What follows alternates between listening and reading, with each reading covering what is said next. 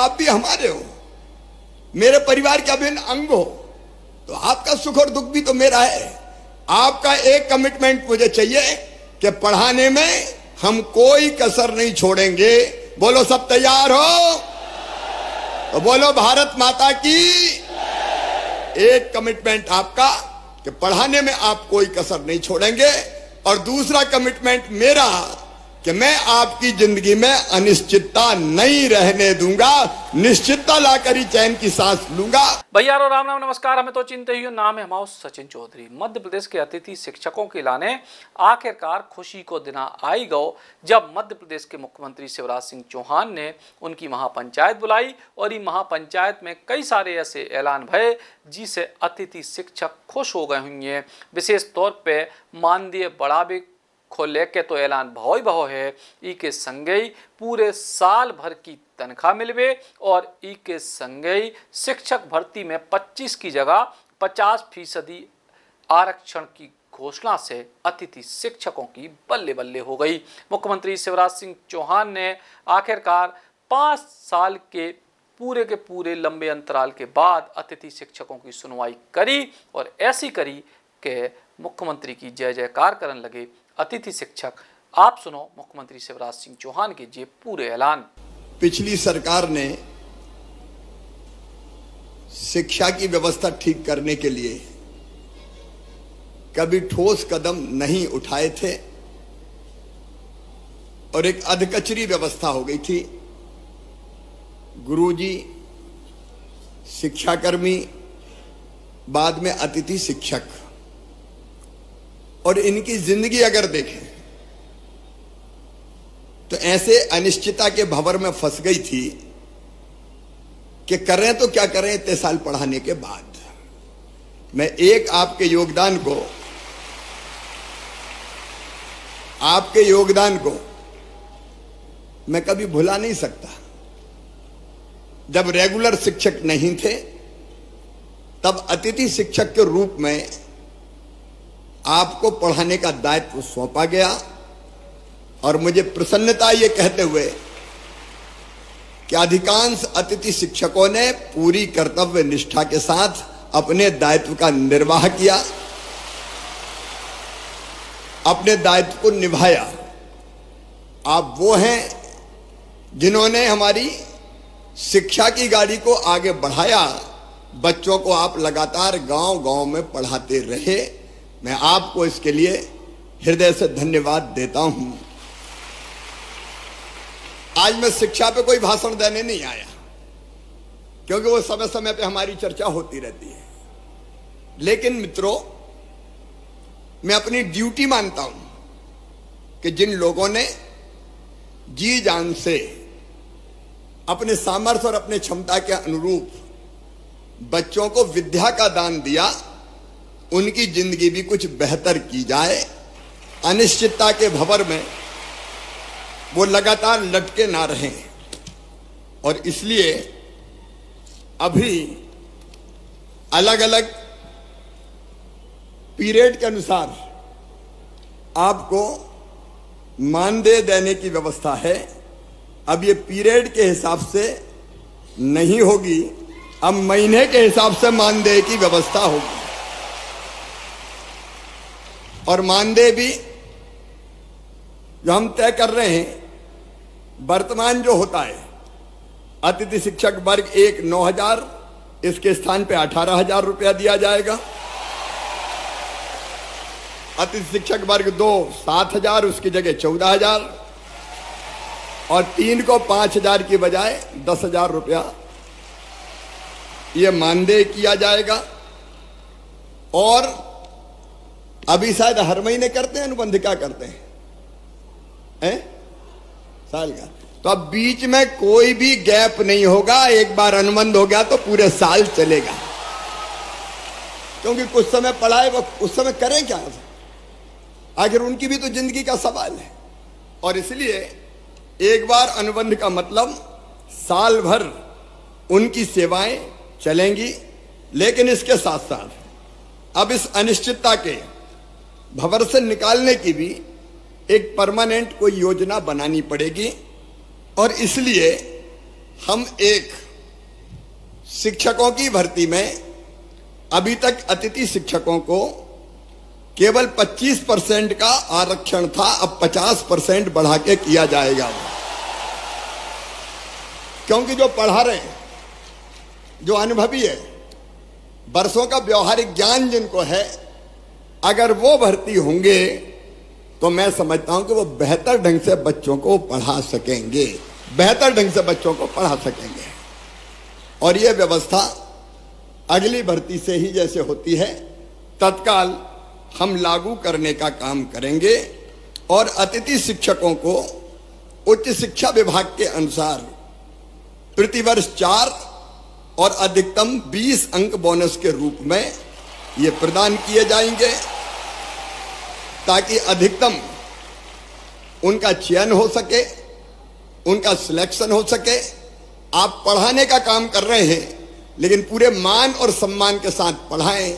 एक मैं ये भी तय कर दूंगा कि जैसे नियमित पढ़ाने वालों को वेतन मिलता है, अब चूंकि वेतन तय हो गया है, मानदेय तय हो गया है, इसलिए निश्चित महीने की 1 तारीख, 1 या 2, 3, 4 जो भी होती है, उसमें सबको मानदेय मिल जाए, भटकना ना पड़े, परेशान ना होना पड़े, ताकि इनके घर की गाड़ी भी चल सके, परिवार को भी ये ढंग से देखने का काम कर सके। और एक मैं गुरुजियों की तरह एक योजना बनाऊंगा कि जिसमें पात्रता परीक्षा लेके भी हम अतिथि शिक्षकों को नियमित करने की दिशा में आगे बढ़ सकें। जब गुरुजी के लिए किया है तो उनके लिए भी हम सोच सकते हैं। केवल जो आरटीए के अंतर, आपको पता है शिक्षा का जो कानून है आरटीई, उसके अंतर्गत डीएड बीएड वाली जो बाध्यताएं हैं वो हम रिलैक्स नहीं कर सकते क्योंकि वो केंद्रीय कानून है।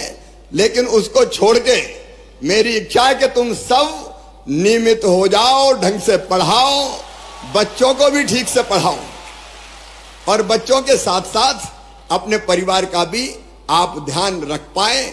आपने इतने दिन में जहां गया बहुत अनुशासित तरीके से अपनी बात रखने का काम किया।